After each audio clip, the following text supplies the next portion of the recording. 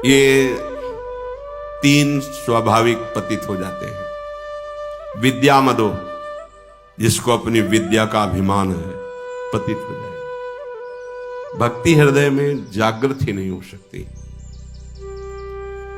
विद्या रूप महत्व कुल धन जौवन अभिमान, भगवत ऋषि की शठ कंटक देखे जहां राय न भक्त निदान। राय न भक्त निदान स्वांग सब नगर नारी के, विषय न हाथ बिकाए नहीं रिझवन भतार के।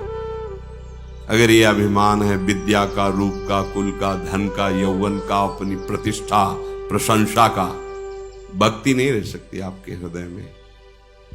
भक्ति का स्वांग होगा वो विषयों पुरुषों के हाथ बिकने के लिए, ना कि हरि को रिझाने के लिए। महापुरुषों की अनुभूत वाणी। विद्या रूप महत्व कुल धन यौवन अभिमान, ये 60 कंटक, ये 6 बड़े बड़े कांटे हैं। भक्ति महारानी बहुत सुकोमल है, ऐसे हृदय में कदम भी नहीं रखती जहां यह अभिमान रहता है। राह न भक्त निदान स्वांग सब नगर नारी के। नगर नारी कहते हैं वैश्या को। जैसे वैश्या अपना श्रृंगार करती है विषयी पुरुषों के हाथ बिकने के लिए, ऐसे ही वो विद्या रूप महत्व कुल धन यौवन अभिमान रखने वाला भक्ति का नाटक कर सकता है विषयी पुरुषों के हाथ बिकने के लिए। वस्तुतः विद्या रूप महत्व कुल धन ये सब जन समाज को सुख पहुंचाने के लिए भगवत प्रसन्नता का हेतु बन सकती है, यदि इसका अभिमान न किया जाए। पर विदुर जी कह रहे हैं विद्या मदो धन मदस तृतीयो भी जनो मदः। जिसको विद्या का अहंकार है, धन का अहंकार है, और ऊंचे कुल में जन्मा हो बहुत से लोग हमारे सहयोगी हैं, ऐसे घमंडी पुरुषों का घमंड नष्ट होकर देता है। अगर यही विद्या धन और कुलीनता संत समागम के द्वारा अहंकार का दमन कर दिया जाए तो जगत मंगल का हेतु हो जाए। आपके पास विद्वता है, दूसरों को सत मार्ग का उपदेश करके उनको उत्साह, उनको भगवत मार्ग की प्रेरणा के बल से असत मार्गों से बचा लिया, पाप कर्म से बचा लिया। धन है, उसका सत्प्रयोग करते हुए दूसरों की सेवा में, भगवत सेवा में अर्पित कर दिया। आपके पास शरीर बल है, जन बल है, समाज सेवा में उतार दे। पशु पक्षी जन समुदाय सब भगवत स्वरूप मानकर, तो यही तुम्हारे परम कल्याण का हो गया। और अगर यही अभिमान हो गया तो तुम्हारा ही नाश हो जाएगा, तुम्हारा पतन हो जाएगा। अन्याय में स्थित हुआ बलवान राजा भी अपने पुरखों के राज्य संपत्ति का सर्वनाश कर देता है। महाराज, इसलिए अपने को भ्रष्ट होने से, पतित होने से बचा लीजिए। गतिरात्मवताम संतः संत एव शताम गति। इसलिए आप अपनी बुद्धि को संतों के चरणों में समर्पित कीजिए। तुम्हारी बुद्धि बिगड़ गई है। विदुर जी महाराज कहते हैं जो संतों का सहारा ले लेता है, गतिरात्मवताम संतः संत एव शताम गति, वो उसे संत ही बना देते हैं, अर्थात उसकी बुद्धि भागवतिक हो जाती है। तुम महापुरुषों का, संतों का आश्रय लो, क्योंकि जितने भी संत हुए हैं वो संत संग से ही संत हुए हैं। संत एव शताम गति, संत जो हुए हैं उनको साधुता प्रदान करने वाले संत ही हुए हैं। असताम च गति संतो न तो संता सताम गति। दुष्टों को भी यदि संतों का संग मिल जाए तो संत बन जाएंगे। देखो, कुछ लोग कहते हैं अरे ये यहां क्यों आ गया? नहीं, हमें तो लगता उसको जरूर आना चाहिए था। जब नित्यानंद महाप्रभु और ठाकुर हरिदास जी नाम कीर्तन घर घर ऐसे नाम सुनाना, नाम उच्चारण, जिससे घर में जाते तो कोई समझता भिक्षा लेने आए हैं, क्या दे दें? तो बोले बस आप 2 क्षण हमारे साथ नाम बोलिए, हम नाम कीर्तन करते हैं, आप नाम बोलिए, नाम, बस हमें भिक्षा मिल गई, आप इसको जब समय मिले तो जपिए। ऐसे ओ जगाई मधाई मदिरा पिए हुए देखा कि ऐसे गंदे शब्द बोलने लगे, गाली गले। ठाकुर हरिदास जी का प्रभु ये देख रहे हो आप? अरे बोले यही अधिकारी है। ऐसे लोग ही महाप्रभु की कृपा के अधिकारी हैं जो नाम जप कर रहे हैं। उनके ऊपर तो कृपा, इन बेचारों को देखो ना किस दुर्दशा में जी रहे हैं। चलो मारा उन्होंने वो पात्र से नित्यानंद महाप्रभु के रक्त। कितने करुणामय। आखिरकार महाप्रभु से कृपा करा के उन्हें जगाई मधाई की जगह कितने बड़े महापुरुष बना दिए। गंगा में खड़े होकर महाप्रभु ने सारे पाप ले लिए। विदुर जी कह रहे हैं असताम च गति संतो, इन असत पुरुषों की गति ही संत जन है। ये अरे कैसे आया है, ये तो ये पीता है ये खाता है, नहीं, वो आएगा बार बार बात करेगा तो रंग चढ़ेगा, वो सब छोड़ देगा। देख लेना भगवत प्रेमी संतों का, भगवान नाम जापक संतों का संग सबको पावन कर देता है। जब एक पारसमणि अपना प्रभाव दिखा देती है तो भरा नीलमणि और श्री प्रियाजू के आश्रित जनों का संग करने से परिवर्तन क्यों नहीं होगा? यदि आप करना चाहें तो अवश्य हो जाएगा। तो असताम च गति संतो, महाराज असत पुरुषों की गति संत जन ही है, जिनका बोले हाँ बहुत तर्कवादी भी लोग होते हैं। पहाड़ के पहाड़ रुई को जलाने के लिए एक दिया सलाई काफी होती है। अरे भगवान का एक नाम त्रैलोक ही तारे, जो न ले सो जन्म ही हारे। अभी तुम समझते क्या? अरे जब जग जाए तभी बात। पूरा जीवन सोते रहे, मोह अंधकार में पाप करते रहे, आखिरी समय तुम्हें बात आ गई, हे प्रभु आपके सिवा कोई, भगवान उद्धार कर देंगे। जीवन का भरोसा नहीं कि अगले सेकंड, तो अभी ये जो सेकंड है इसमें राधा बोलो और प्रभु से प्रार्थना करो, जो अभी तक हुआ क्षमा करो नाथ, आगे हमारा मंगलमय आपके चरणों में समय व्यतीत हो। असताम च गति संतो न स्वंतः शताम गति। कह रहे हैं कि अगर संत जन दुष्टों को सहारा ना दे तो दुष्टता का नाश ही नहीं होगा। इसलिए प्रायः बड़े बड़े महापुरुषों को देखा गया, औरों को आदर करे न करे, पर देहाभिमानी पदाभिमानी नाना प्रकार के कुमार्ग प्रवृत्तियों उनको बेटे जैसा दुलार करते। क्यों? कि यही दुलार उनके हृदय का ऑपरेशन करेगा। जिसे आप भगवत मार्ग में चल रहे हैं, दृष्टि से देख ले, ठीक राधा राधा, पता है कि तुम्हारे अंदर विचार विवेक है, तुम असत से लड़ सकते हो, तुम्हें ज्यादा सपोर्ट की आवश्यकता, ज्यादा सपोर्ट की आवश्यकता उसको है, न विचार है न विवेक है, केवल भ्रष्टाचार है। अब उसके आगे हमें झुकने की जरूरत है, हमें झुकने की। रख मेरे ऊपर पैर और चढ़ जा ऊपर, फिसलने नहीं देंगे तुझे। जब आप चढ़ रहे हो तो दृष्टि है, नहीं फिसलोगे, तुम्हारे अंदर विवेक दृष्टि दे। लेकिन जो फिसल गया है वो चढ़ना ही नहीं चाहता है, उसे उत्साहित करके झुक के अपने ऊपर पैर रख के चढ़ भगवत मार्ग में। ये सबको सिद्धांत समझ में नहीं आएगा, अगर समझ में आ जाए तो सब महात्मा ही ना हो जाए। करत जे अनशहन निंदक तिनहु पे अनुग्रह किया। जो निंदा करते हैं, अपमान करते हैं, जो संतों को पीड़ा पहुंचाते हैं, उनका परम मंगल करते हैं, उन्हीं को संत कहते हैं। उनके प्रति भगवत प्रार्थना करते, जो कभी किसी के प्रति भगवत प्रार्थना नहीं करते, वो ऐसे जनों के लिए अपने इष्ट से प्रार्थना कर, प्रभु अगर इसका मंगल नहीं हुआ तो फिर आपकी शरणागति का प्रभाव क्या? ये तो सब भजन कर ही रहे हैं, इनका तो अमंगल हो ही नहीं सकता, लेकिन ये भजन नहीं कर रहा, अब इसका मंगल होना चाहिए। अगर दृष्टि पड़ गई तो तुम निंदा करो, अपमान करो, वो इस बात की परवाह नहीं करते, तुम्हारा मंगल करके ही छोड़ेंगे। तो कह रहे संतो न तो संता सताम गति। संत जन अगर दुष्टों को सहारा ना देते तो जगत में दुष्टता ही दुष्टता फैल जाती है। सही बात, बिगड़ेल बच्चे को मां ज्यादा प्यार करती है। ये सुधर जाए भगवान, ये सुधर जाए, ये सुधरे है तो है ही है ना, ये सुधर जाए, ऐसा ही संतों का वात्सल्यमय हृदय होता है। इसलिए महाराज आपकी मति बिगड़ गई, आप संतों का आश्रय लीजिए।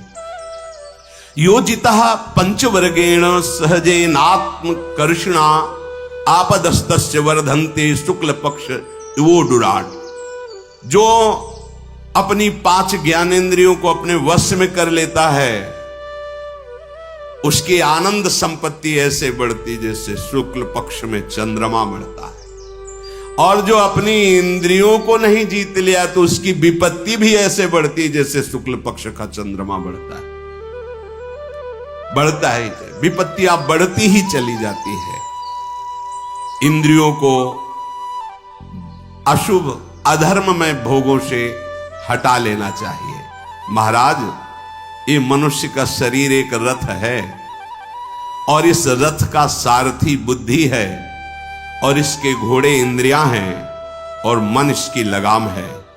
इसलिए अपनी बुद्धि रूपी सारथी से मन रूपी लगाम को खींचिए और अधर्म में चलने वाली इन इंद्रियों को सत मार्ग में लगाइए, नहीं तो महाराज इस संसार पथ में आप बहुत बुरी तरह नष्ट हो जाएंगे। विदुर जी महाराज कह रहे, अगर शिक्षा ना पाए हुए घोड़े पर सवार हुआ जाए तो घोड़ा ही उसे मार देता है। ऐसे यदि शास्त्र सम्मत मन और इंद्रियों को न चलाया जाए तो ये मन ही इंद्रियां दुश्मन की तरह उसका नाश कर देती, फंसा देती है।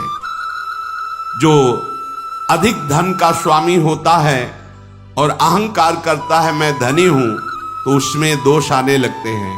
वो मदिरा पीने लगता है, वो व्यभिचार करने लगता है, वो मनमानी आचरण करने लगता है। इसलिए वो पुण्य नष्ट होने के कारण आगे चलकर ऐश्वर्य भ्रष्ट हो जाता है। महाराज, आपको ऐसा नहीं करना चाहिए। अर्थात आपके पुत्र ऐसे ही आचरणों से युक्त हो रहे, आपको सावधान होना चाहिए। जो पापाचारी का संग नहीं त्यागता उसकी वही गति होती है जो पापाचारी की होती है। भले आप पापाचरण नहीं कर रहे, लेकिन आप अपने पुत्र पापाचारियों का साथ दे रहे, तो आपकी भी वही दुर्गति होगी। मूर्ख मनुष्य यदि विद्वान को गाली दे और वो उस कष्ट को सह जाए तो उसके सारे पाप नष्ट हो जाते हैं। जो विद्वान को, संतों को, भक्तों को, धर्मात्माओं को गाली देते हैं, निंदा करते हैं, अगर वो सह जाए जिसको निंदा करते, तो उसके सारे पाप नष्ट हो जाएंगे और वो उसका दंड भोगेगा। जवाब भर न दे, मौन रहे, तो वो जो अंदर जलन होती है वो तुम्हें निष्पाप कर देगी। साक्षात धर्मराज बोल रहे हैं। वाणी का संयम करना बहुत कठिन है महाराज, बहुत सुंदर। वाक्य संयमो ही नृपते सुदुष्कर तमो मतः। एक भी शब्द प्रमाद में नहीं निकलना चाहिए साधक का। सावधान होकर बोलो। बहुत देखो, भगवत रसिक जी ने कहा है, प्रायः बोले नहीं, और जब बोले तो हृदय की ग्रंथि खोले। ऐसा बोलना होना चाहिए, व्यर्थ में बकवास नहीं। वाणी को संयम में रखो। वाक्य संयमो ही नृपते सुदुष्कर तमो मता। ये बहुत मत की बात है कि वाणी को संयम में नहीं किया जा सकता, बड़ा दुष्कर है। अगर कोई वाणी को संयम में कर ले तो सबसे ज्यादा भजन उसका बचे और बने। ये बहुत अपराध वाणी से होता है, तो इसलिए मौन का आश्रय ले।